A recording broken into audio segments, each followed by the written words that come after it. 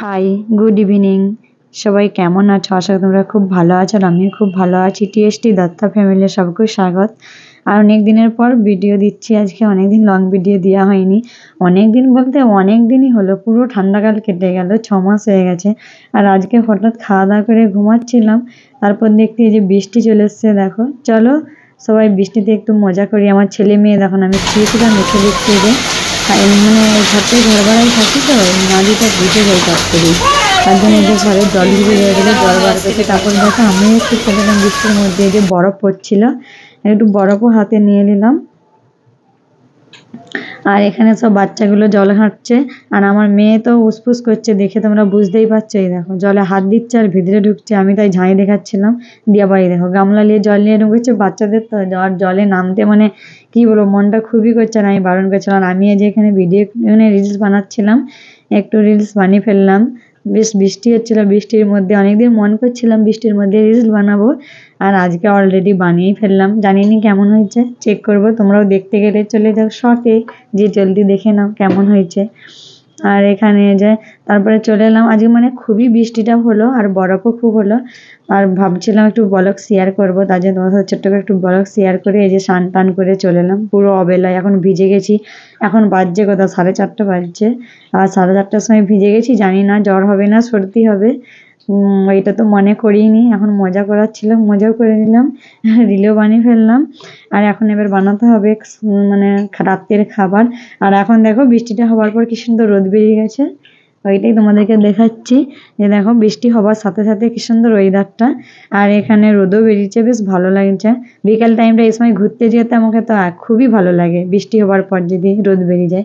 এখানে দেখতে দেখতে যাচ্ছি, এখানে একটা পায়রায় ডিমও দিয়েছে, দেখো তোমাদেরকে দেখাই। এই দেখো পায়রার ডিমটা দেখতে পেলাম, তোমাদেরকেও দেখিয়ে দিলাম। রোদ বেরিয়েছে, ক্যামেরাটা নিয়ে দেখছিলাম বাইরের দিকে, তাই এই যে দেখলাম। এই যে সন্ধ্যা টন্ধা দেখিয়ে চলে এলাম এই যে রান্নাঘরে। কি বানাবো জানি না, ফুলকপি আলু বাঁধাকপি সবই কেটে নিয়েছি একদিকে মানে একই সাথে।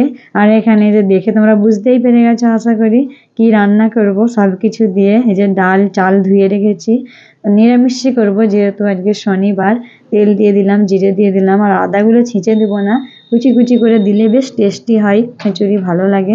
তার জন্য শুকনো লঙ্কা দিয়ে দিলাম, দিয়ে আলু আর বাঁধাকপি দিয়ে। আর এখানে এবার মানে বাঁধাকপিগুলো দিয়ে কিছুক্ষণ লাড়বো, একটু নুন দিয়ে ঢাকা দিয়ে দেবো। এই যে একটু নুন দিয়ে দিলাম, দিয়ে কিছুক্ষণ ধরে ঢাকা দিয়ে রেখেছিলাম, কমে গেছিলো সবজিটা। দিয়ে তারপরে ডাল চাল সব দিয়ে দিলাম, দিয়ে কিছুক্ষণ ঘেঁটে আর এই যে মশলাটা দিয়ে রান্না করবো। এটা লঙ্কা গুঁড়োর প্যাকেট। এই লঙ্কা গুঁড়োটা ঝাল না কিছু না, একটু কালার সাথে দেয়। দেখো কি সুন্দর কালার এসে গেছে, দেখে মনে হচ্ছে আজকে খিচুড়িটা খুবই টেস্টি হবে আর ভালো হবে। আর এখানে যে ফুলকপিগুলো সবার লাস্টে ভাজছি, ভেজে এমনি যখন খিচুড়িটা ফুটে যাবে তখন দিয়ে দেবো। তার জন্য এখানে যে ফুলকপিগুলো ভেজে নিচ্ছি। আর ফুলকপিগুলো না ভেজে দিলে, এইভাবে দিলে একটা কেরম লাগে, তার জন্য ভেজে ফেললাম। ভেজে এই যে দেখো ভাজা হয়ে গেল, এবারে দিয়ে দেবো সব মানে খিচুড়িতে। যে দেখো ফুটে গেছে খিচুড়িটা, দিয়ে দিচ্ছে। দেখতে কিউট লাগছে, কিন্তু ভালো লাগছে দারুণ। আর চলে আসো তোমরাও। আর এখানে এবার লাস্টে তেল দিয়ে দিলাম, দিয়ে একটু খিচুড়ির সাথে তো না একটু সবজি না হলে ভালোই লাগে না, তার জন্য এই যে একটু বাঁধাকপি কেটে রেখেছিলাম। আর এখানে যে বাঁধাকপির সবজিটা রান্না করে ফেলবো, তার জন্য এই যে এখানে সবই নিরামিষই শনিবারে, যা আগে বললাম না। এই যে শুকনো লঙ্কা 5 ফোড়ন জিরে দিয়ে বাঁধাকপির সবজিটা একটু রান্না করে ফেলবো। আর আলুগুলো দেখো আমি কত ছোট ছোট করে কেটেছি, ঘুগনির আলুর মতো। কেন বলো তো, এই আলুগুলো কি আলু আমি জানি না, নমকিন আলু না কি ভগবান জানে, এই আলুগুলো টক করে সিদ্ধ হতে চায়নি, তার জন্য আমি এত ছোট ছোট করে কেটেছি, কি বলবো অনেক ছোট ছোট করে কেটেছি।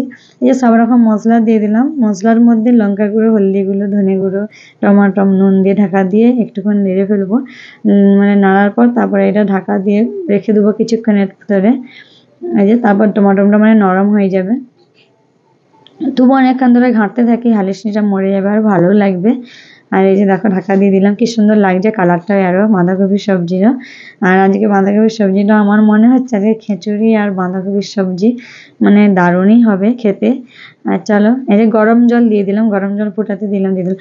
আর আজকে ভিডিওটা কেমন লাগলো আশা তোমরা অবশ্যই জানাবে। ওকে।